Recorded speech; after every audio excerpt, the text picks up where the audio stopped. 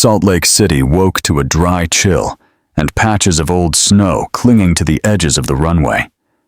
At Gate 14, passengers moved in quiet, pre-coffee procession, wheeling carry-ons and clutching paper boarding passes. Flight Western Skies 3117 was boarding soon. Destination? Chicago. At the back of the line, hardly anyone noticed the woman with the slow, steady gait. She wore a deep charcoal coat and carried a worn leather shoulder bag that had seen better decades. She wasn't rushing. She wasn't scrolling her phone like everyone else. Her eyes, calm and deliberate, scanned the departure board above. Her name was Judge Evelyn Monroe, 63 years old, federal judge for the Northern District of Illinois. She had just finished giving a keynote at a regional judicial conference titled Justice in Divided Times, and now she was headed home to her quiet condo on Chicago's North Side. No cameras, no policy talk, no standing ovations, just silence. She dressed simply, no pearls, no heels, just a high-neck sweater, dark slacks, flat shoes. Her silver hair was pinned back in a soft twist, and her reading glasses sat low on her nose. To the casual observer, she could have been a retired librarian, or maybe a grandmother visiting her kids. The agent at the gate called priority boarding. Evelyn stepped forward, handed over her printed ticket, C2A, first class, and nodded as the agent smiled and waved her through. The first-class cabin was small, quiet. Blue leather seats, brushed wood panels, warm lighting overhead. She found her seat by the window and placed her bag beneath the seat in front. From it, she pulled a weathered paperback novel and folded her coat across her lap. She didn't glance around, didn't engage. She opened to a page marked with an old receipt and began to read. It was The Known World, a book she had once quoted in a ruling on land rights for black families in rural Kentucky. The cabin slowly filled. A white man in a navy blazer took the aisle seat next to her. He glanced once in her direction, then buried his face in his phone. Evelyn didn't notice, or if she did, she didn't react. Then came the sharp click of heels. A tall woman appeared at the front of the cabin, blonde hair pinned neatly, clipboard in hand. Her name tag read, Susan Hartley. Susan moved down the aisle, scanning her list. When she reached row 2, she paused. "Excuse me, ma'am," she said, her tone polite but clipped. "May I see your boarding pass?" Evelyn looked up, a bit surprised. "Certainly," she replied, her voice calm and even. She reached into her coat pocket, pulled out the paper ticket and handed it over. Susan glanced at it, then at Evelyn, then again at the seat number. "This is a first-class seat," she said, her smile faltering slightly. "I'm aware," Evelyn answered softly. Susan tilted her head. "Are you traveling alone?" "I am." Susan handed the ticket back, but she didn't move away. Instead, she leaned in just slightly, lowering her voice. "There may have been a mix-up," she said. "This section is for premium customers only. I'll need you to come with me so we can sort this out." Evelyn blinked, unbothered. "There's no mix-up. That's my assigned seat." Susan didn't retreat. Her hand lightly touched the edge of the seat in a subtle show of authority, one Evelyn recognized all too well from years on the bench. No shouting, no force, just that quiet air of presumed control. "I'm going to ask you to move to the back," she said. "We can straighten this out after takeoff." The man in 2B looked over briefly, then back down at his phone. Evelyn closed her book. She didn't sigh. She didn't frown. She simply folded the receipt between the pages, slid it into her bag, and stood. Susan stepped aside. There was no argument, no drama, just a quiet, deliberate surrender of space. As Evelyn walked down the aisle toward economy, a few passengers glanced up. Most looked away quickly. She heard a woman murmur to her companion around row 5. Poor thing. Probably got on the wrong flight. Still, Evelyn didn't flinch. She only gripped her bag strap a little tighter. Economy was cramped, the overhead bins already overflowing. She found an empty window seat in the back third of the plane. She sat, carefully adjusted her bag, and placed her hands on her lap. She didn't cry. She didn't stew. She reached into her bag, pulled out her phone, and opened a secure internal app. A judiciary communication tool most people didn't even know existed. Her thumbs moved slowly. Susan Hartley, Gate 14, Flight WS3117, unauthorized displacement, verified, referred. She tapped send. Then she placed the phone face down in her lap and waited. The hum of the cabin was low, but constant, like the background noise of a room trying to pretend nothing had just happened. Somewhere ahead, a baby let out a half-hearted cry before its mother hushed it with a soft, shushing sound. The overhead bins thudded closed. Flight attendants moved briskly down the aisle, checking seatbelts, smiling, performing the ballet of pre-flight routine. Evelyn Monroe sat in her new seat 33F, back row window, and watched the runway disappear in the reflection of the small oval pane. Her hands rested lightly on her lap, fingers loosely interlocked. Her breathing was steady.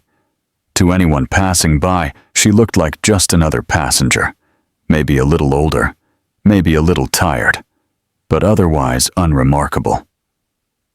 Inside, there was a stillness. It wasn't numbness. It wasn't anger either. Not yet.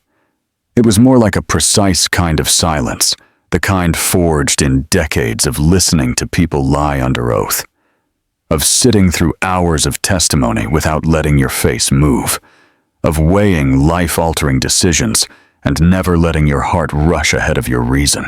That's what this moment required. Not volume, not confrontation, rhythmic breathing, discontrol. She glanced down at her phone again. The screen had gone dark, but the message had been sent. That much was certain. She hadn't expected a reply. Evelyn rarely waited for permission to act, and besides, the person receiving that message knew exactly what it meant.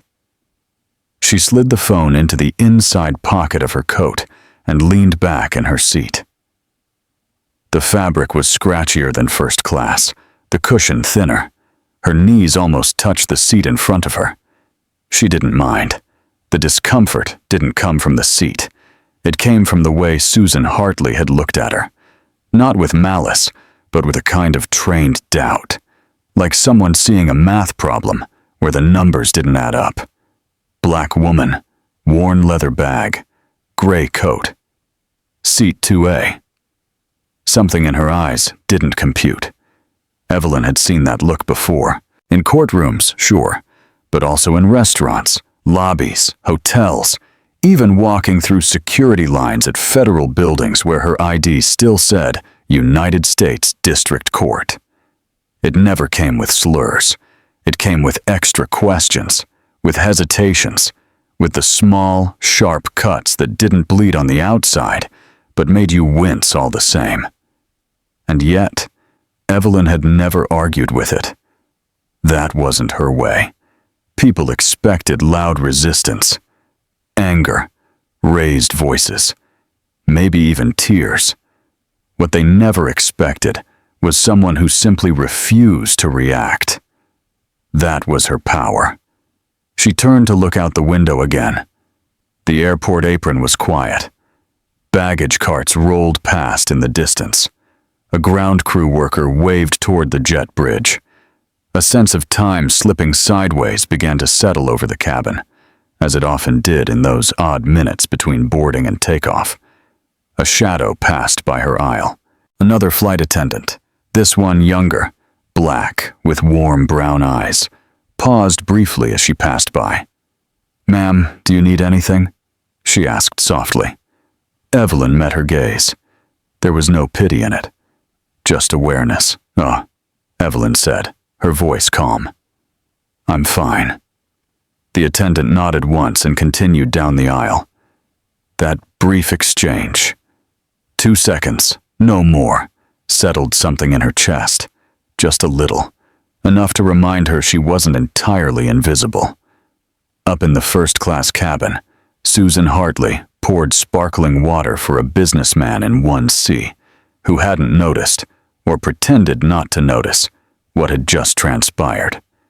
She wore the same smile, said the same lines, but her clipboard was missing now, and so was the certainty in her step.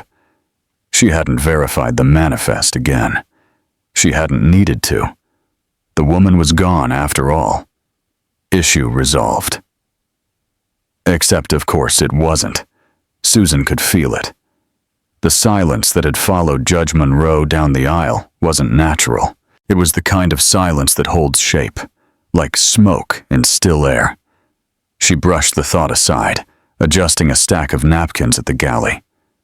In row 33, Evelyn reached into her bag again, not for her phone this time, but for the book she'd started reading. She turned a page, but didn't really see the words. Instead, she thought of her father. Not because he had experienced moments like this, though he had, but because of how he'd handled them. "Don't match their energy," he used to say. "Match their discipline. That's how we win." He'd taught high school chemistry for 38 years in Montgomery, Alabama. Never raised his voice in class. Never needed to. When someone talked over him, he'd pause. When they assumed he was the janitor, he'd just smile and ask, "What do you need cleaned?" Evelyn had inherited that. Not just the quiet, but the steel beneath it. The plane lurched slightly as the door closed, and the cabin crew began their final checks. The pilot's voice crackled over the intercom. "Good morning, folks. Welcome aboard Western Skies Flight 3111 with service to Chicago O'Hare. We're expecting smooth skies ahead and a quick flight time of just under 3 hours. Sit back, relax, and we'll be on our way shortly." Click. People adjusted their belts. Flight attendants walked the aisles. Trays were secured. Books were opened. Noise-canceling headphones went on. But Evelyn didn't move. She didn't reach for her drink. She didn't smile. She didn't nod. She sat there, perfectly still. Not stubborn, just centered. And if anyone in the cabin had looked closely, they would have seen what Susan Hartley had missed. The kind of silence that doesn't mean surrender. The kind that warned you, something's coming. Susan Hartley had been flying for 15 years. 15 years of early mornings and delayed connections. 15 years of turbulence, cranky passengers, lost luggage, and a smile she kept polished like the metal wings on her blazer. She wasn't new. She wasn't inexperienced. She was what the airline called reliable. Clocked in, got the job done. Never late, never called out. Knew how to make a Bloody Mary without checking the bottle twice. And she knew how to read people.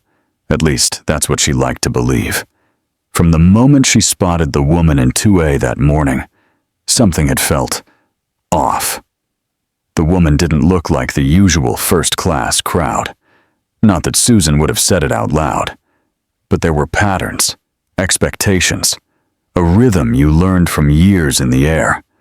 Business travelers, retired executives, polished leisure types, and yes, sometimes a uniformed soldier or a VIP guest. But this woman? She looked ordinary. Plain gray coat, no designer labels. Worn shoes, an old leather bag. Not a carry-on roller like the others, just something you might find at a thrift store. She didn't carry herself like someone accustomed to first class. She carried herself like someone passing through. So Susan did what came naturally. She asked to see the boarding pass, and even after it matched the seat number, even after the woman calmly stated that it was correct, Susan couldn't shake the feeling that something didn't add up. So she pushed, not aggressively, not rudely. She never raised her voice. She kept her hands where they belonged. Just a gentle nudge, figuratively and literally. Enough to encourage movement, to restore the natural order of things. That's how Susan thought of it. She didn't hate the woman. She didn't even feel annoyed. It was just about fit, about maintaining standards, about making sure that first class stayed the way it was supposed to be.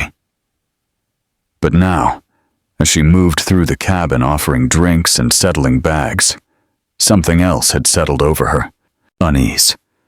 She kept flashing back to the moment the woman stood up. There had been no resistance, no attitude, just a steady, piercing calm. And somehow, that silence had said more than any shouting ever could. Susan hated that kind of silence. It clung to her like static. A few rows back, in the rear galley, Emily Carter, one of the junior flight attendants, was prepping the beverage cart. She was new to the job, still figuring out when to smile and when to step back. But even she had noticed the tension earlier. She glanced toward the front, where Susan moved briskly from row to row. Her gait was quick, controlled, but her shoulders were a little too tight. Her eyes moved a little too fast. Emily knew that look. It was the look of someone pretending everything was fine. She turned to James, another crew member, and murmured, "Was that seat situation earlier normal?" James shrugged, loading stir sticks into a tray. "Susan gets like that sometimes," he said under his breath. "She's by the book, unless the book doesn't match her instincts." Emily frowned. "Her instincts?" James didn't answer. He just gave her a look. The kind that said, "Don't push this one if you want your training to go smoothly." Back in the first-class galley, Susan straightened napkins that didn't need straightening. She checked the ice bin for the third time. She refolded 2 already perfect blankets, but nothing felt settled. She hated when things slept out of routine. It made her feel exposed. And the woman, whoever she was, had definitely disrupted the routine, not by causing a scene, not by arguing, but by not reacting. That's what gnawed at Susan the most. 2 months ago, she'd had a similar moment. A young man in first class, hoodie pulled up, sneakers instead of loafers. He'd had a valid ticket, too. She hadn't said anything that time, just asked a few too many questions. He'd taken out his phone, recorded the whole thing, posted it online. She'd been called into HR, told to refresh her training, complete a sensitivity module. It had blown over. Kind of. But ever since then, she had felt like she was walking on thin ice. One wrong step, one viral clip, one accusation, and the wings she'd worn for 15 years could be gone in an instant. So when she saw the woman in 2A this morning, it wasn't just instinct. It was fear, dressed up as protocol. And now that fear was back. Tapping at her shoulder again, she tried to shake it off. She had checked the ticket. The manifest didn't list the woman's name under first class. It probably was a booking error. She was trying to maintain order. That was her job. Keep the flight smooth. Keep people where they belonged. Still, the words kept echoing in her mind. This is my assigned seat. So calm. So certain. Not defensive. Not confused. Not afraid. People didn't speak like that unless they knew something. Unless they had power. Real power. And Susan had the sinking feeling that she'd misjudged more than a seat assignment. In the back of the plane, Evelyn remained seated, unmoved. She hadn't touched her book again. Instead, she watched the way the sunlight crept along the edge of the window. Her hands were folded, her eyes calm. But beneath that stillness, a slow current of awareness moved. She could feel the shift happening. She didn't need to look at Susan to know she was uneasy. People like Susan always showed their discomfort eventually. They tightened their smiles. They busied their hands.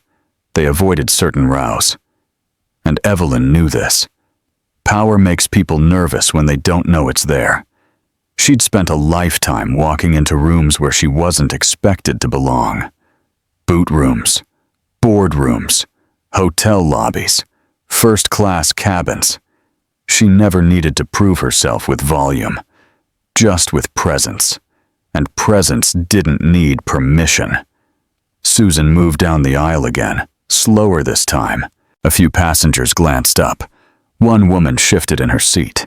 A man pulled his baseball cap lower. The atmosphere wasn't exactly tense, but it wasn't relaxed either. Something had changed. And the thing was, it hadn't changed because of shouting. It had changed because of a look, a silence, a decision. Susan caught Emily watching her. Their eyes met for a split second. Emily looked away. Susan did too. The cabin seemed colder somehow. Up in the cockpit, the pilot adjusted his headset. The in-flight phone buzzed softly beside him. He reached for it. The cabin was sealed. The door had closed with a firm hiss, and the click of locking mechanisms echoed faintly down the aisle. Overhead bins were shut, and the safety video began to play quietly on the embedded screens. Passengers were settling in for what they assumed would be an uneventful morning flight. Evelyn Monroe didn't move. She sat in 33F, posture straight, seatbelt buckled, gaze fixed calmly on the window. The engine hadn't started yet. There was still time. She didn't know exactly what would happen, but she knew something would. She had made sure of it. Up in the first-class galley, Susan Hartley stood with her arms crossed loosely in front of her, watching the safety demo like it was the first time she'd ever seen it. In reality, she wasn't watching anything. Her mind was elsewhere, replaying for the 5th time the way the woman in 2A had looked at her. Not with rage, not with confusion, with certainty. That unnerved her more than anger ever could. 3 rows behind Susan, a man in a gray blazer adjusted his laptop on the tray in front of him. He had barely glanced up when the earlier incident occurred. Like many passengers, he had chosen indifference over involvement. But now, he kept stealing small glances up the aisle. Something felt off. Then it happened. The intercom beeped once, and the captain's voice came on. Calm, clipped. "Miss Hartley, please report to the cockpit." Susan froze for half a second, just enough to be noticeable. The other flight attendants turned toward her. One of them, James, raised his eyebrows but said nothing. Susan gave a brief, polite smile and stepped toward the cockpit. The curtain separating first class from the rest of the cabin swayed behind her as she disappeared from view. The moment she entered the cockpit, the door clicked shut behind her. Evelyn didn't need to see it to know it had started. She inhaled deeply, slow and even, and folded her hands again in her lap. A passenger across the aisle noticed the change in her demeanor, the way her shoulders shifted just slightly, like someone who'd finished a long breath underwater and finally reached the surface. Inside the cockpit, Captain Darnell glanced at her, then tapped a clipboard. "Do you recall the passenger in 2A earlier?" he asked. Susan nodded cautiously. Yes, there was a mix-up with her seat. "You verified the mix-up?" he asked. I looked at the manifest. "Her name wasn't listed under first class," Susan replied, a little too quickly. "You verified her ticket." I glanced at it. "But it matched the seat?" Susan hesitated. "Yes, but she didn't look." She stopped herself. "He didn't look." Susan's mouth went dry. She didn't appear to fit the profile of our typical premium traveler. Captain Darnell blinked slowly, then leaned forward, elbows on the control panel. "That passenger," he said, "is Judge Evelyn Monroe. Federal judge, Northern District of Illinois, currently presiding over a federal investigation involving 3 major defense contractors, one of which happens to own 18% of this airline's parent company." Susan swallowed hard. The captain continued, "And she just sent a direct referral through judiciary channels, citing unauthorized displacement." He didn't raise his voice. He didn't threaten. But each word landed like a small hammer. "I've been advised by corporate legal to de-escalate immediately. We are returning to gate while FAA oversight is contacted." "We haven't taken off," Susan whispered, stunned. "No," the captain said, "and we won't. Not until this is handled." Then he turned away. "You'll go back to her. Publicly. You'll apologize, and you'll offer to escort her back to first class." Susan stood there, frozen. The cockpit was small, but suddenly it felt like a courtroom, and she was no longer the one in control. When she emerged from the cockpit, the change in her was visible. Her posture was rigid. Her lips pressed into a tight line. The curtain fell behind her with a whisper, and all at once, the eyes of the first-class cabin were on her. Even those who hadn't noticed anything earlier sensed something now. The air had changed. She began the long walk down the aisle, her heels, once so confident, now tapped against the floor like a slow metronome counting down. Passengers in business class paused their screens. Some leaned slightly to the side, instinctively tracking her progress. A young couple whispered to one another, craning their necks as she passed. Susan reached row 33. There she was. The woman she had dismissed an hour ago, now seated upright, calm as ever, a quiet storm in civilian clothing. "Judge Monroe," she said, lowering her voice. Evelyn turned her head slowly. "Yes?" Susan crouched slightly, enough to meet her eye level. "It appears there was a mistake. I would like to escort you back to your assigned seat in first class." The words were rehearsed, thin, barely held together. Evelyn didn't blink. "A mistake?" Susan nodded quickly. "Your name wasn't displaying properly on our cabin manifest, but it's been clarified." Evelyn held her gaze. "I see." She picked up her bag slowly. There was no rush, no urgency. She stood with the poise of someone not returning to a seat, but reclaiming something that had always been hers. Before walking forward, she turned to Susan and added quietly but clearly, "You said I didn't belong there." Susan's face tightened.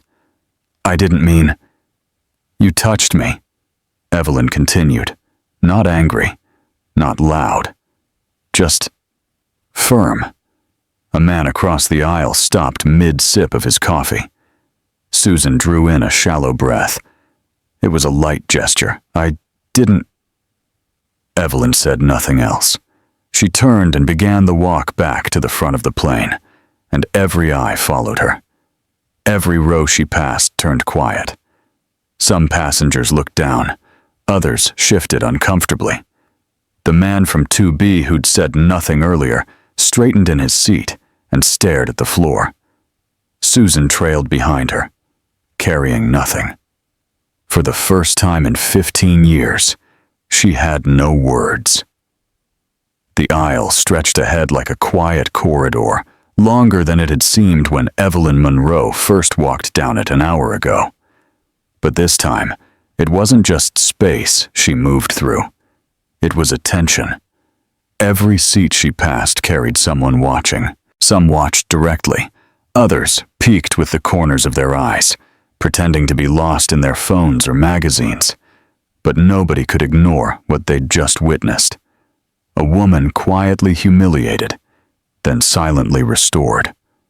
Not by force, not by confrontation, but by a presence they didn't expect to matter. And now that she was walking back, the weight of that silence sat on each passenger like an invisible hand pressing into their shoulders. No one had said a word when she was removed. Not when she was questioned. Not when she was asked to move. Not when she was touched. And now? Now it was too late to pretend nothing had happened. The businessman in 2B, still seated beside her original spot, shifted uncomfortably as Evelyn approached. She glanced at him once, not coldly, not accusingly, just long enough to acknowledge him. That one look made his chest tighten. He stood slightly to let her in. "Welcome back," he muttered. She gave a slight nod. "Thank you." It wasn't gratitude. It was acknowledgement. He sat again, fiddling with his seatbelt, the tray table, his phone. Anything to keep from meeting her eyes again. Susan Hartley, still standing 2 rows behind, looked like she was waiting for instructions that wouldn't come. The apology had been delivered. The gesture had been made. But the air wasn't cleared. It had thickened. She turned and quietly walked back toward the galley, her footsteps no longer crisp. The confidence she wore earlier had peeled away in layers. She passed 2 passengers who had watched the entire interaction without blinking. One of them, a woman in her 50s, glanced at her briefly, then shook her head once, and turned away.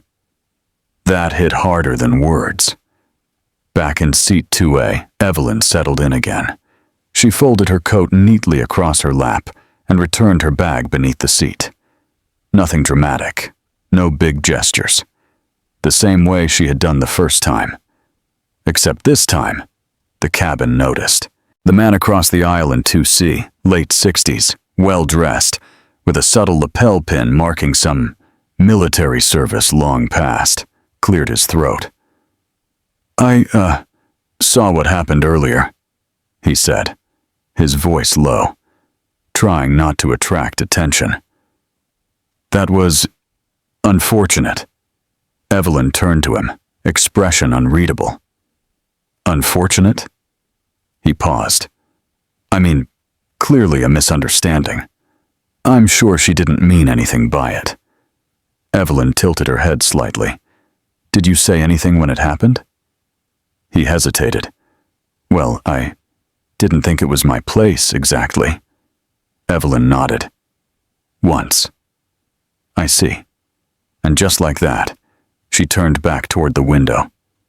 He didn't say another word.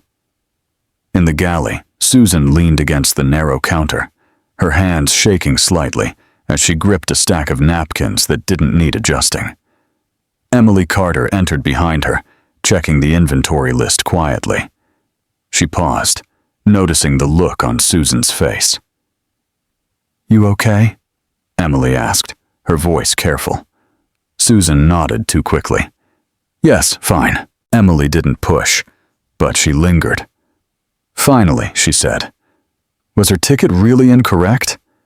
Susan didn't answer right away. "She didn't seem like she belonged there," she said, almost in a whisper. "I didn't want to take chances. We've had people sneak up front before." Emily frowned. "But she had the seat, didn't she? And a federal ID?" Susan stared down at her hands. "I didn't look closely enough," she admitted. "Emily didn't say that's a problem. She didn't say you messed up." She just stood there for a moment and said, "It didn't look good." Susan nodded slowly. "No," she said, "it didn't."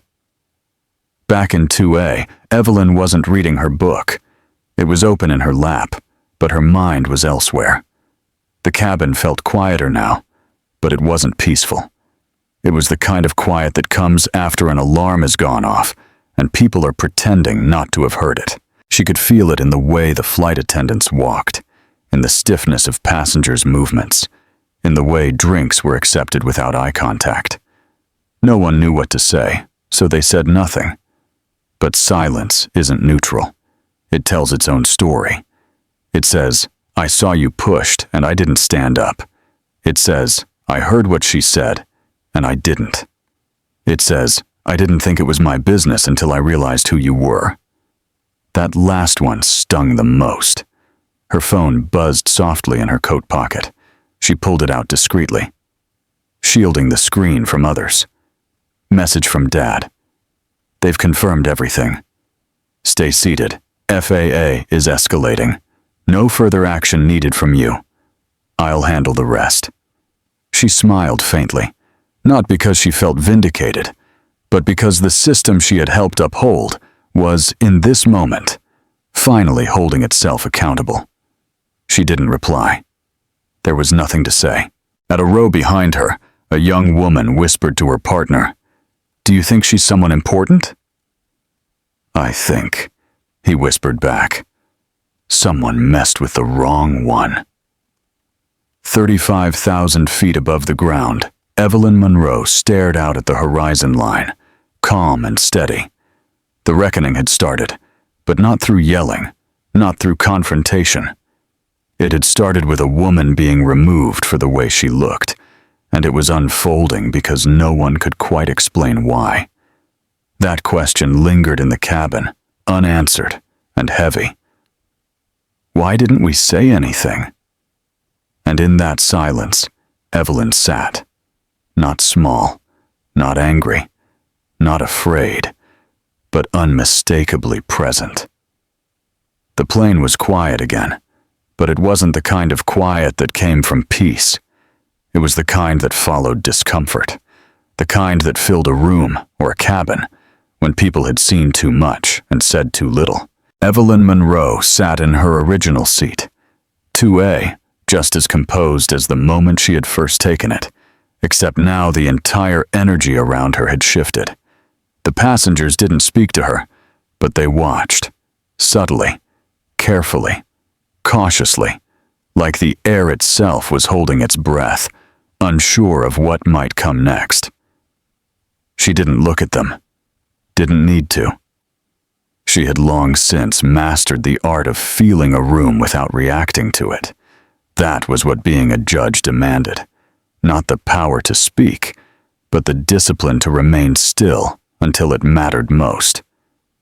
She leaned back into her seat, tilted her head slightly toward the window, and closed her eyes. Not to sleep, but to think. There was a kind of ache that came with dignity. Most people didn't realize it. They assumed restraint meant peace, that if you didn't fight back, you must not be hurting. But that wasn't true. Evelyn wasn't unbothered. She was simply measurebeard. There had been many moments in her life like this one, moments when she had to weigh whether speaking up was worth the cost. And in some of those moments, she had stayed quiet. Not because she lacked courage, but because she knew the world rarely listened to women like her, unless they were already bleeding or broken. So she had learned to make her silence speak louder. And today, it had. She reached into her coat pocket and pulled out her phone. One new message. From? Chief Justice Layton. Got your referral. Already in motion. Don't worry about protocol. It's covered. She smiled faintly.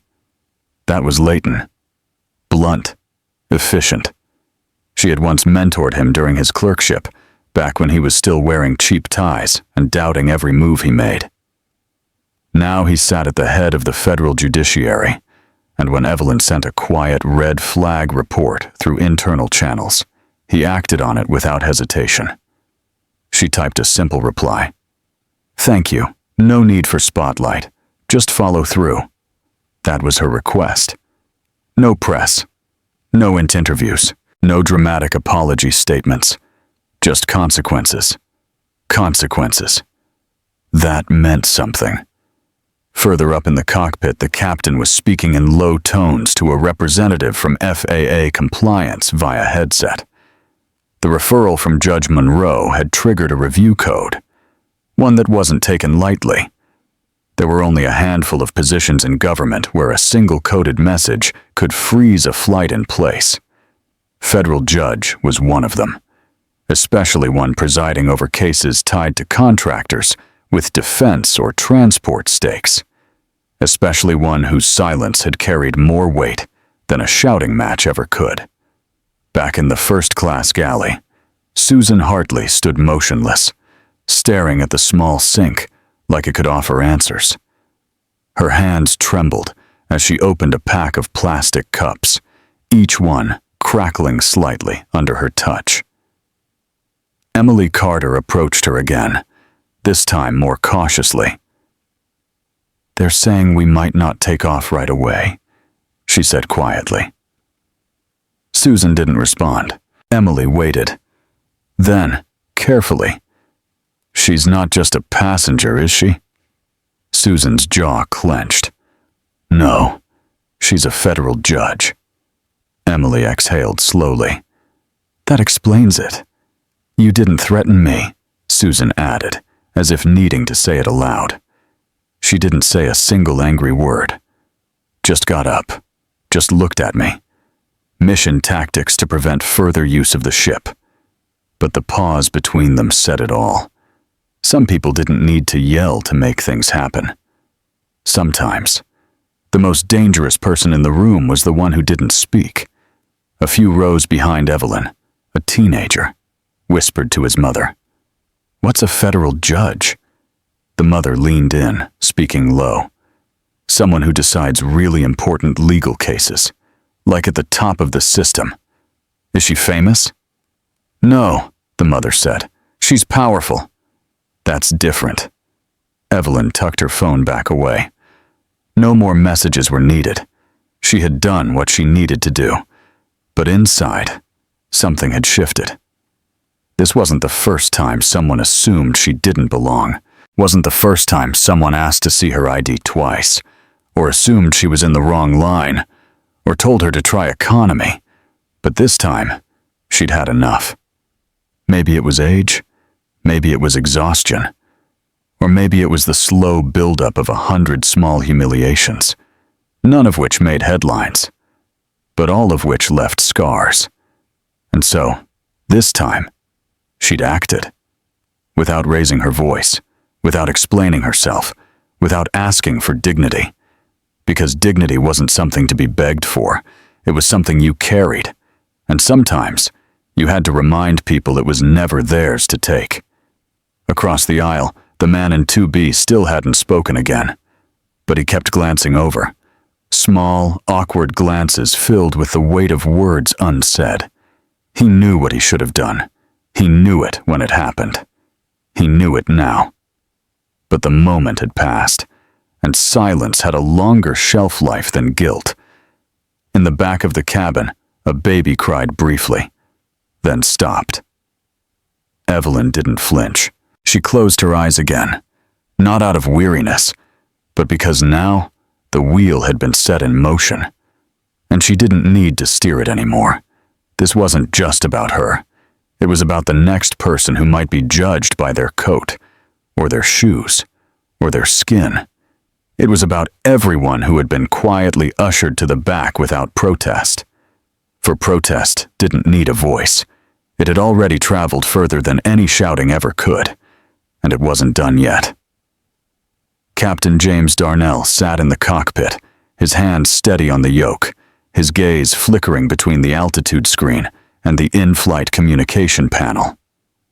Outside, the Utah mountains framed the edges of the tarmac with jagged calm. But inside, the air was taut, tight, with the weight of what had already happened and what was about to. The intercom chimed softly again. Another message from dispatch. "Hold that gate. FA observer en route. Do not proceed to taxi." He exhaled slowly, reached for the intercom button, and announced in his smooth, neutral voice, "Ladies and gentlemen, this is your captain speaking. We've been instructed to hold our position at the gate for a brief delay due to a technical protocol check. We appreciate your patience." He released the button and sat back. Wasn't a lie. Not technically. But technical protocol check didn't begin to cover what was happening. In the front cabin, some passengers looked up, Others simply sighed, used to delays. A businessman in 1D checked his watch and muttered something about missing his connection in Denver, even though this flight wasn't going to Denver. But a few passengers glanced toward 2A, toward the woman who had moved, then returned, toward the one whose presence had somehow paused the entire plane. Evelyn didn't shift, didn't react.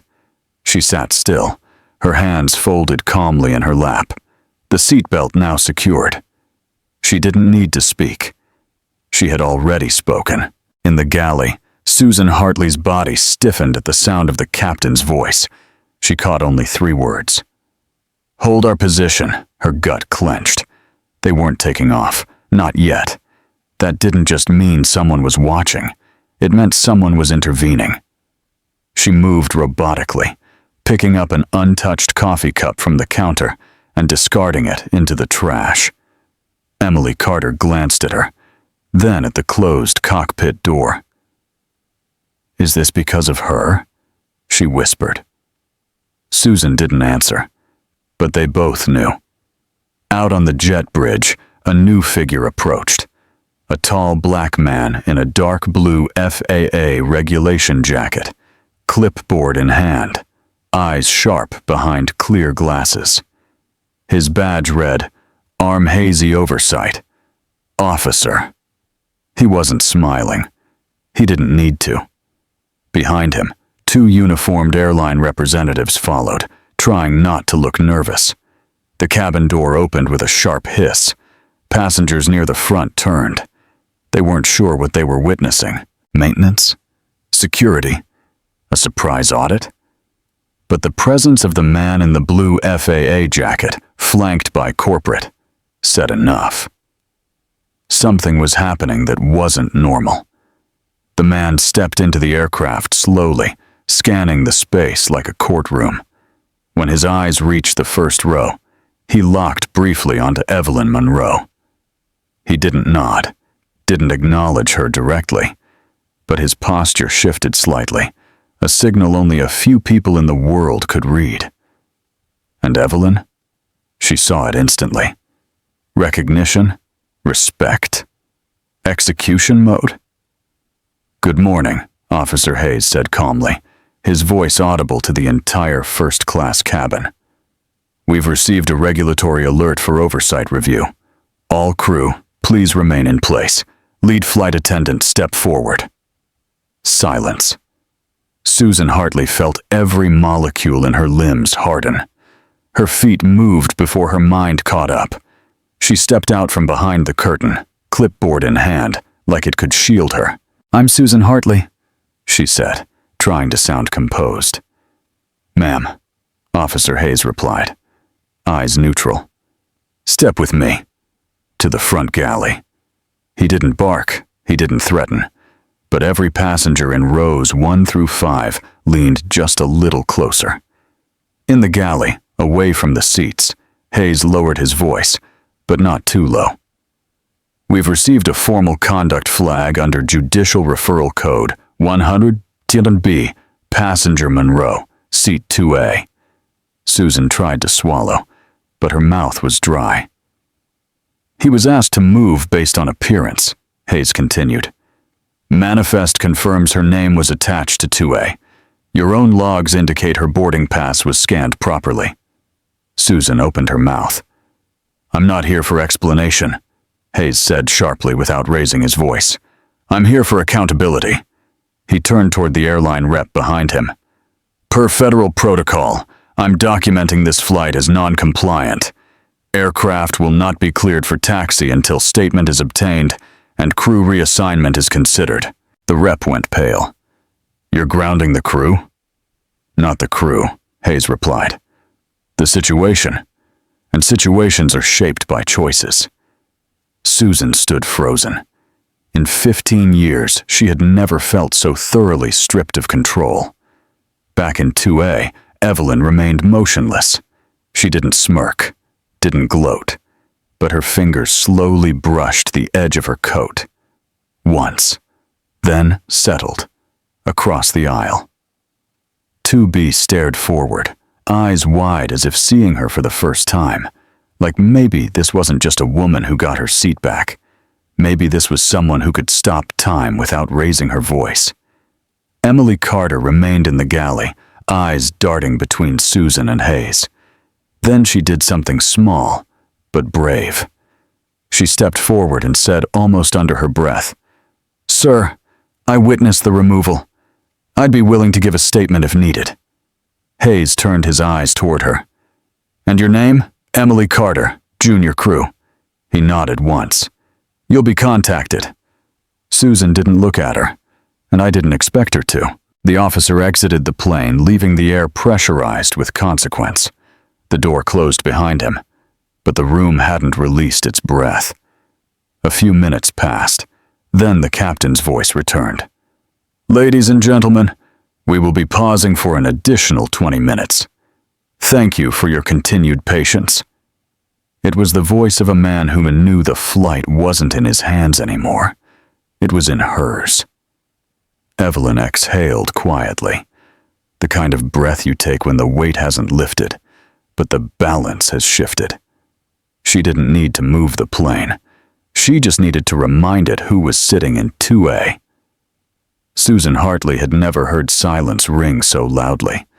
The cabin was still, except for the occasional cough or shuffling of a sleeve. The safety video had long since finished. The flight attendants had nothing left to pretend to do. And the passengers? They weren't reading. They weren't scrolling. They were waiting. Not for takeoff, but for something to land. And it was landing right on Susan. She stood near the forward galley, shoulders tight, back against the metal cart, eyes fixed ahead, like she was staring through the wall. The door to the plane had closed again, but this time, it wasn't to lift off. It was to seal the moment, and everyone knew it. From the cockpit, the captain's voice came again, clipped, polite, but just off enough that anyone paying attention could hear. It wasn't a routine update. "Miss Hartley, please prepare the cabin for immediate inspection." There it was. Not departure. Not arrival. Inspection. Susan moved stiffly, stepping back into the first-class cabin. But she didn't get far. A uniformed airport security officer stepped aboard from the jet bridge. Not a TSA agent. This one wore a blazer with a small silver DOJ pin and an FAA liaison badge on the lapel. Behind him stood David Larson, a senior executive from the airline's Customer Accountability and Crisis Division, the kind of man who never flew commercial unless something had gone terribly wrong, the kind of man whose appearance said one thing. This was no longer just an in-flight issue. This was a liability. Larson stepped into the aircraft with the ease of someone used to entering boardrooms after scandal. "Miss Hartley," he said, not asking, not waiting. Susan turned toward him. "Yes, sir." He didn't lower his voice. "Effective immediately, you are being removed from active duty for conduct review." Passengers turned, heads angled. This wasn't a whisper-behind-the-curtain type of conversation anymore. "Please collect your personal items. You'll be escorted from the aircraft." Susan's lips parted slightly. "Sir, this is not a discussion," he replied firmly. "You'll be given the opportunity to respond formally. But not here. Not now." The security officer stepped forward, standing beside Larson. "Ma'am," he said, motioning toward the exit. Susan's hands began to shake. She turned toward the rear of the plane as if searching for something, perhaps for support, or for Emily, or for a reason this wasn't happening. But no one met her eyes. Not even Emily. Not anymore. She turned back, forcing composure onto her face like a mask she couldn't quite fasten. She retrieved her blazer from the galley hook, adjusted it mechanically, and began the walk of consequence down the aisle. This time, no heels clicking, just slow, deliberate footsteps. As she passed the first few rows, Someone tried to hide their phone, but clearly was recording. Others simply stared, unsure whether to look directly or to pretend they hadn't been complicit in silence. She passed Evelyn Monroe. Their eyes met. And in that gaze, Susan saw what she hadn't seen before. Not judgment, not vengeance. Panuhi. Evelyn didn't smirk, didn't speak. She didn't need to. Some punishments are handed down from a bench. Others arrived quietly in the aisle of a grounded plane. Susan exited the aircraft. The door hissed shut behind her with a finality that felt deeper than air pressure. It felt like a door closing on a version of herself she hadn't realized needed to be left behind. Inside the plane, the atmosphere shifted again. Not relaxed. Not yet. But different. The woman in 2A was no longer just a passenger. She had become something else. An event. A reckoning. And slowly, that realization settled across the cabin like fog. The man in 2B cleared his throat. He had been silent for the better part of an hour. But now, something in him couldn't stay quiet. He leaned slightly toward Evelyn. "I should have said something earlier," he murmured. "I saw it. I didn't think it was my place." Evelyn looked at him. "I understand," she said softly. And then, but silence is always a place. He nodded once, shame prickling his skin. Further back in economy, a woman nudged her teenage son and whispered, "You see that? That's why you never judge people by how they look." The boy nodded, wide-eyed, watching the ripple of consequence move through the cabin. In the galley, Emily Carter took a deep breath. She didn't feel triumphant, but she felt relieved. She had almost said nothing, almost chosen the safer path. But when she saw Susan escorted off and Evelyn still seated with quiet dignity, she knew she'd done the right thing. And that meant something. Evelyn rested her head against the seat. The storm wasn't over. There would be interviews, investigations, maybe even noise in the media, depending on how far this traveled. But for now, she had nothing else to do. She had acted. She had remained calm. And the system, at least this time, had chosen to respond. Out on the tarmac, the sun shifted, reflecting off the tail fin of the aircraft, painting a pale arc of light across the window by seat 2A. Evelyn opened her eyes briefly. She saw it. She smiled, just slightly. Not because she'd won, but because they had seen. And that was more than most people like her ever got. By the time the plane finally pushed back from the gate, nearly 2 hours behind schedule, the cabin was no longer quiet in the way it had been earlier. It was quieter in the way churches are quiet after a confession. Still, heavy, but with something sacred in the air. Susan Hartley was gone, removed, escorted off the flight, in full view of those she once moved past, with practiced smiles and clipped tones. Now, all that remained was the after, and the after was beginning to talk. In 24D, a middle-aged woman opened her phone and began typing. She didn't post often, but this one felt important. Just watched a black woman removed from first class and then escorted back like she didn't belong. An hour later, that same woman stayed seated while the airline removed the flight attendant instead. Turns out she's a federal judge. I'll never forget the look on her face. Calm, steady, no yelling, just presence. She added a hashtag she hadn't used before. C2A. In 13B, a young man wearing headphones edited a short clip on his phone, just 15 seconds long. It showed Susan Hartley walking back up the aisle, stiff and pale, flanked by the airline exec and airport security. He didn't add music. He didn't add commentary. He didn't need to. The caption read, "This is what happens when you underestimate a black woman with power and patience." He tapped post. By the time they were airborne, it had already hit 100,000 views. Even the crew felt it. Emily Carter moved down the aisle now, with more presence.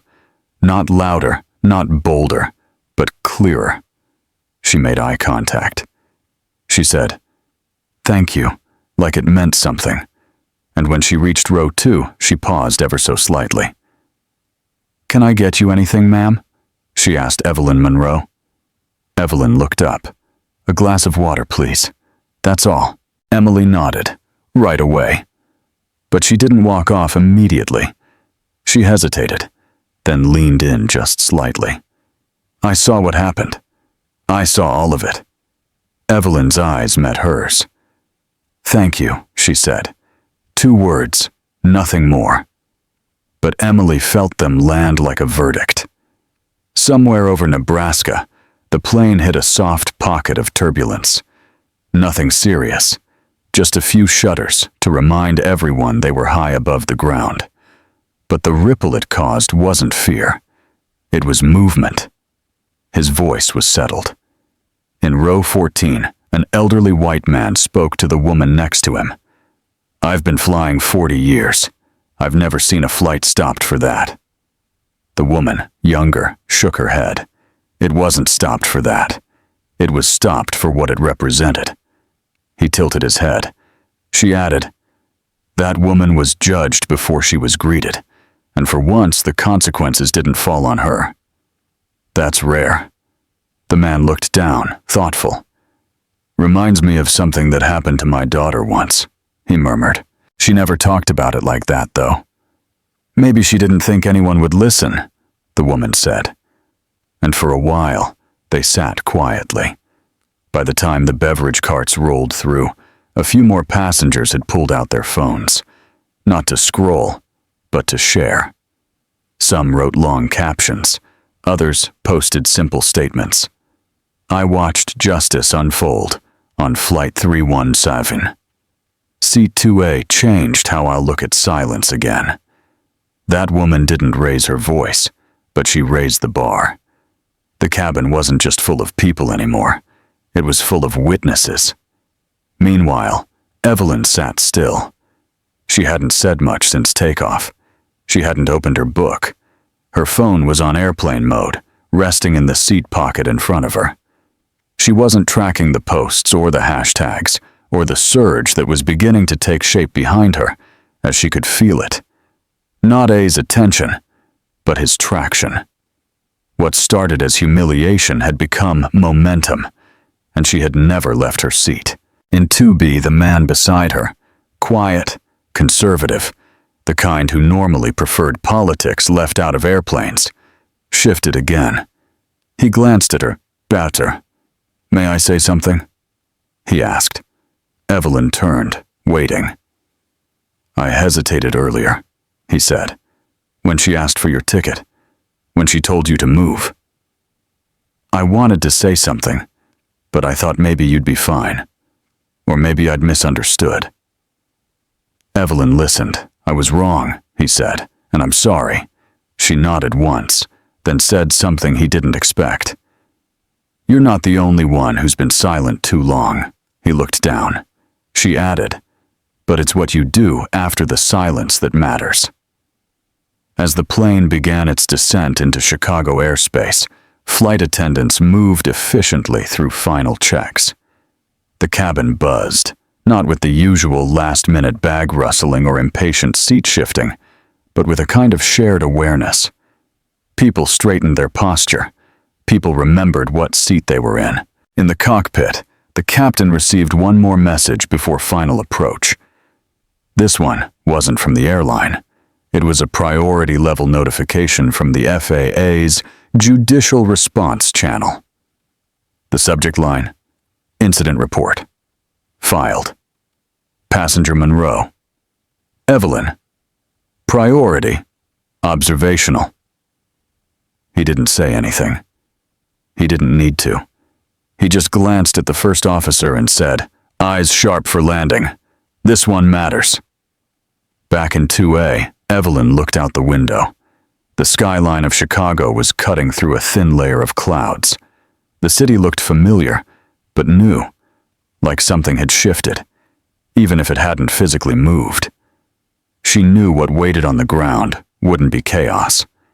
It would be a conversation, the kind that doesn't begin with a press release, one with passengers who saw what happened, and this time, they weren't going to forget. Not her, not this, not Seat 2A. The plane had touched down at O'Hare nearly 40 minutes ago, but Judge Evelyn Monroe still hadn't left her seat. She remained in 2A, back straight, coat folded neatly across her lap. The seatbelt light was off. The seat in front of her was upright. Yet she didn't move, not because she was waiting, but because others were. Outside the aircraft, a cluster of people had gathered at Gate B-27. Not a mob, not the media, not yet, but quiet figures in navy suits, clipped name badges, and a posture that said, "We were told to show up. Now we're figuring out why." Among them stood 2 representatives from the Department of Transportation, one assistant to a state senator, and a senior liaison from the airline's Public Affairs Division. Behind them, a press aide from the Judiciary Accountability Committee whispered into her earpiece, occasionally scribbling on a legal pad. They all had one thing in common. None of them had been prepared for this. Because no one expects a viral reckoning to begin mid-flight, especially not one that starts without yelling. The story had broken less than 2 hours ago. The clip of Susan Hartley being escorted off had reached 3.2 million views on X. Seat 2A was trending not only in the US, but in the UK and Canada. Comment threads filled with veterans, public officials, and former airline employees. I served 22 years in the Air Force. I know exactly what that woman endured.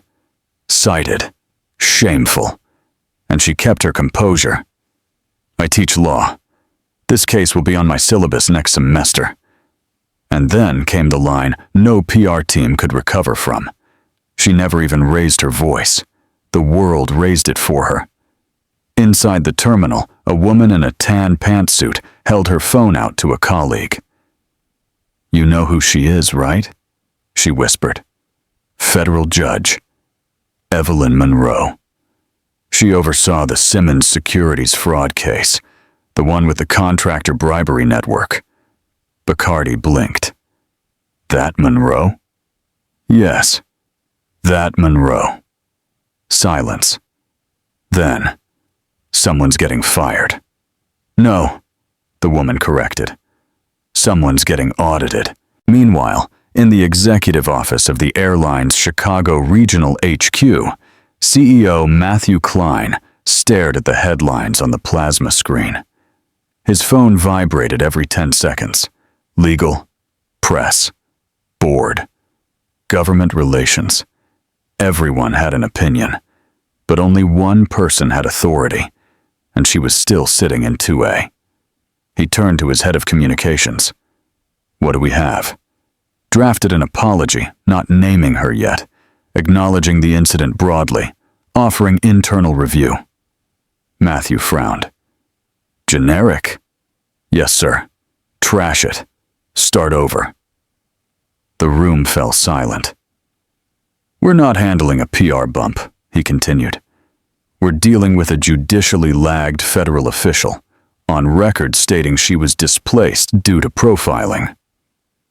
"But we don't know if it was technically profiling," the legal officer said gently. Matthew shot him a look. "She had a valid seat, was removed based on appearance, and we have crew who've admitted it. That's not technical. That's textbook." He turned back to the screen. A still image of Evelyn sitting quietly, coat in lap, eyes steady. Caldy said, "We're going to need more than an apology." Back on the plane, Evelyn's phone buzzed. The screen lit up with a message from an unlisted number. From Office of the Chief Judge, 7th Circuit. We've been briefed. FAA has escalated to Congressional Subcommittee. Do not comment. We stand behind you. She locked the screen. A few moments later, the curtain parted. David Larson, the same executive who had removed Susan Hartley, stepped into first class. He moved slowly, carefully. "Judge Monroe," he said, voice low. "We're ready to escort you out now, if you'd like. Security has secured the area. There are press people nearby. But we've arranged a private route, if you prefer." Evelyn looked at him, measuring. "Is she still employed?" Larson hesitated. "Suspended pending investigation." "That's not an answer," she replied. He shifted slightly. "She will not be on another aircraft until the inquiry is complete. That's all I can guarantee today." Evelyn nodded once. "That'll do, for now." She stood. Larson stepped back, giving her space. Not just physically, but socially, as if he knew this was no longer about airline etiquette. This was about institutional respect. The walk down the jet bridge was silent. I-Corps, no cameras, no flash. But outside the gate, the presence of a story was undeniable. Passengers from other flights paused. A few turned. A few stared. And somewhere near the center of the terminal, a journalist whispered into a lapel mic. "She's coming. The judge is walking out now." Yes, it's her. Evelyn didn't change pace, didn't cover her face. Shin smiled. She wasn't walking out as a victim. She wasn't walking out as a hero. She was walking out as herself. The same woman who had boarded, quiet and qualified, with a ticket that should have been enough. A child watched her pass and tugged on his mother's sleeve. "Is she famous?" The mother thought for a second, then replied, "No, baby. She's important." Outside the gate, a press aide from the Department of Transportation hit send on a statement titled, "Dignity in Transit, an unacceptable incident and an institutional response." It was vague, but it wasn't silent. And in times like these, even vague was better than nothing. In a coffee shop in D.C., an aide to a freshman congresswoman drafted a memo. Legislative inquiry. Should gate staff and flight crew receive mandatory bias recognition training? In a group chat of federal clerks, someone dropped a link and wrote, "V never raised her voice." And they heard it anyway. And in 2A, now empty, there remained only a folded napkin and the imprint of presence. A reminder that sometimes justice doesn't land with sirens. It arrives with posture and silence and a name that carries itself. The apartment was quiet, save for the low hum of a ceiling fan and the gentle clink of a spoon stirring a cup of tea. Evelyn Monroe sat at her father's dining table, still in the clothes she'd worn on Flight 3117. Her coat lay folded over the back of the chair, her heels abandoned by the door. She hadn't changed yet, not because she was too tired, but because something in her still felt suspended, like the flight had never really ended. Across from her, Judge Robert Monroe, retired circuit judge, and her father, sat with his reading glasses perched halfway down his nose, a thin folder open in front of him. He wasn't reading. Not really. He was watching her. "You haven't said much," he said finally, his voice a low gravel, equal parts wisdom and warning. "I didn't need to," she replied. He nodded. "That's not what I meant." Evelyn leaned back in her chair, the teacup warm in her hands. "It happened," she said simply. "People saw it.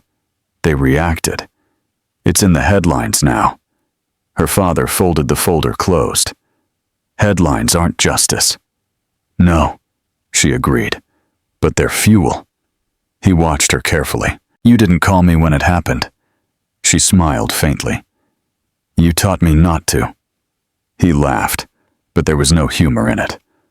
I taught you to be precise. I didn't teach you to carry the whole world on your back alone. Evelyn looked at him.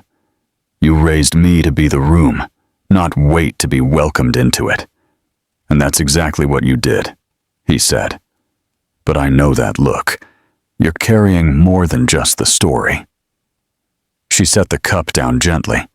I'm tired of being quiet and still being seen as a threat of boarding with a valid ticket and being told I don't fit, of knowing that if I had raised my voice even one octave too high, the story would have been about my behavior instead of her judgment. Her father didn't interrupt. And the worst part, she continued, is that none of this surprised me. There was a pause long enough for the old grandfather clock in the corner to tick through a full minute. Then, he said, you were right not to yell. I wasn't trying to be right, she replied. I just didn't want to give them a headline they could twist. He nodded. But what you gave them was better, he said. You gave them a mirror. Evelyn looked down at her hands, steady but tired. I keep thinking about all the women who've been told to move and didn't have someone show up for them. No officer, no executive, no trending hashtag, just humiliation and silence. Robert leaned forward. You know what the real fear of people like that flight attendant is? What? That power might wear a face they didn't expect. That discipline might speak with the voice of a woman. That dignity might come dressed in a gray coat and shoes they don't recognize. Evelyn smiled faintly. You always did love a poetic finish. He smiled back. I'm old. I've earned the right. He reached into the folder and pulled out a printed memo. FAA seal. Internal investigation update. Timeline. Administrative hold. Probable termination. He handed it to her. They're offering you a written apology, he said. And they want to know if you'd consider meeting with the airline board privately. Evelyn took the paper but didn't read it right away. I'm not interested in handshakes behind doors. I figured, he said. She glanced at the memo, then folded it neatly. But I am interested in change. He nodded slowly. You thinking lawsuit? She shook her head. No. I want policy, procedures, mandatory ticket verification before displacement, bias protocol training, clear channels for passengers to report discrimination without being labeled disruptive. He tapped the table once approvingly. And I want it public, she added. I want it documented, voted on, and adopted. Not just in this airline, but industry-wide. Her father looked impressed. You don't just want resolution, you want infrastructure. Exactly. They sat in silence for a moment. Then she asked, Did you ever experience anything like this, when you were still in robes? He laughed under his breath. Child, I had judges double-check my credentials in chambers. I had clerks call security when I entered through the wrong courthouse door. I once had a defendant's lawyer ask me if I was the court reporter. Evelyn raised an eyebrow. Seriously? He nodded. Dead serious. I was 30, wearing a robe with a nameplate that said Judge Monroe. And still, I didn't fit the picture in their minds. Did you report it? No, he said. But I remember it. Then he added, You didn't report this either. Not exactly. She held up her phone. I didn't have to. The system reported itself. They shared a smile, bittersweet and knowing. 2 generations of judges. 2 different eras. Same story. Except this time, the audience was listening. Later, as Evelyn stood by the window looking out at the Chicago skyline, her father approached quietly and placed a hand on her shoulder. You know they're going to ask you to speak. I know, Fitman stunned. They'll want a statement. TV, panels, conferences. The press will spin it 12 ways. She turned slightly toward him. "I won't let them reduce it to sound bites."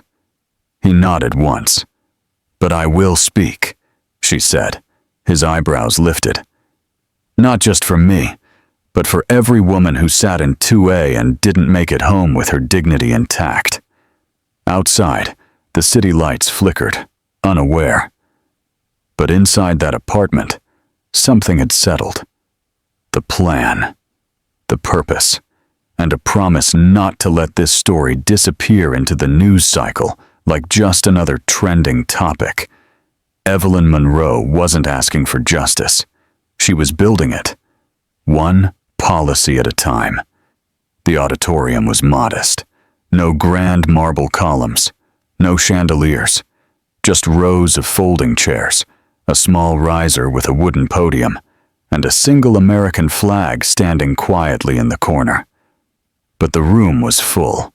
Veterans in clean-pressed uniforms, community leaders and business casual, journalists with recorders on their laps, and in the front row, 2 elderly women sat shoulder to shoulder, holding hands. No one said it aloud, but they all felt it. Something meaningful was about to be said. Finally, out loud. Judge Evelyn Monroe stood behind the curtain, her hands loosely clasped, shoulders straight. She wore no robe, no formal bench attire, just a navy blazer, white blouse, and a soft gray scarf tucked into her collar. She didn't need to look powerful. She was powerful. The event was hosted by a local veterans advocacy group, but the topic had quickly grown beyond military service. What began as a quiet invitation for remarks had turned into a nationally live-streamed event. The story of Flight 3117 had reached Capitol Hill, and now even C-SPAN was watching. But Evelyn didn't care about the cameras. She hadn't come to impress anyone. She had come to clarify. The organizer tapped her gently on the shoulder. "They're ready for you, ma'am." She nodded once and walked onto the stage. The applause was soft at first, respectful, hesitant. People weren't sure how loud to be for someone who hadn't asked for attention, but had nonetheless drawn a nation's gaze. But by the time she reached the podium, the room had risen. She stood quietly as the last hands came together. Then she placed a single sheet of paper on the lectern. She didn't look down at it. She looked out. And she began. "I didn't come here to talk about airline policy. I didn't come to shame an employee or to punish a corporation. I'm not here to trend, and I don't need validation from strangers. What I need, what I want, is to say what I couldn't say in seat 2A. I sat quietly because I had to. Because if I'd raised my voice, the story might have become about me being angry, rather than about what had happened. And what happened was simple. I was judged before I was welcomed, asked for proof before I was offered decency. I was moved, not because I was disruptive or unqualified or disrespectful, but because someone assumed I didn't believe them. She let the silence sit there, not rushed, not filled. Then she continued, voice calm, deliberate. That assumption has followed me my entire life. Through school, through law, through every courtroom I ever entered. It came in many forms. Are you the clerk? Are you lost? Is your husband the judge? But this time, it came 30,000 feet in the air. And for once, someone watched it happen. For once, I didn't have to write it in a footnote of a memoir 20 years later. This time, the silence broke. People leaned in. Phones stayed down. No one wanted to miss a word. I've spent a career handing down decisions, but that day, I made a choice. Not to yell, not to explain myself to someone who had already made up their mind. I chose to let my name carry its own weight. I chose stillness, and the system responded. Not because I demanded it, but because it had to. That tells you something, doesn't it? The system can work, but it only works when someone is watching. She looked around the room, paused again. I'm not here to take victory laps. There are no winners in moments like this, just clarity. I didn't speak for applause. I spoke because I know what it feels like to be invisible while sitting in plain sight. And now that you've seen it, you don't get to unsee it. The quiet wave rolled through the room. It wasn't sound. It was understanding. So what comes next? She asked. Policy. I've submitted a proposal through the Department of Transportation. It includes mandatory bias training for all cabin crew, standardized ticket verification before displacement, and a real-time reporting mechanism for passengers who experience discrimination. Not after the flight. No more polite apologies. No more reassignments without accountability. We are done pretending misunderstanding mean harmless. She lifted her sheet of paper but didn't read from it. To circle her rubber hand, some will say I'm being dramatic, that this was one flight, one seat. But ask yourself, how many times has it happened without a camera, without a ranking badge, without a title to fall back on? I don't want to be the exception that proves the rule. I want to help rewrite the rule. That's when the standing ovation began, not for spectacle, but for resolve. Evelyn stepped back from the podium, gave a slight nod, and walked off stage without waiting for praise. Behind the curtain, the aide who greeted her earlier now looked stunned. You didn't use a teleprompter. Evelyn smiled. Didn't need one. Backstage, a journalist approached her gently. Judge Monroe, do you have a minute for a quick quote? Evelyn considered. Then she leaned in and said quietly, I'm not here to be quoted.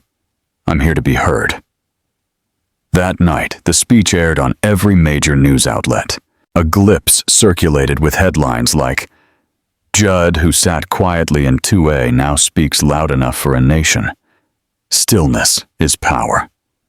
The woman who changed airline policy without raising her voice. But Evelyn didn't watch the coverage. She was already reviewing drafts of policy wording, already working with legal counsel, already fielding emails from federal transportation offices.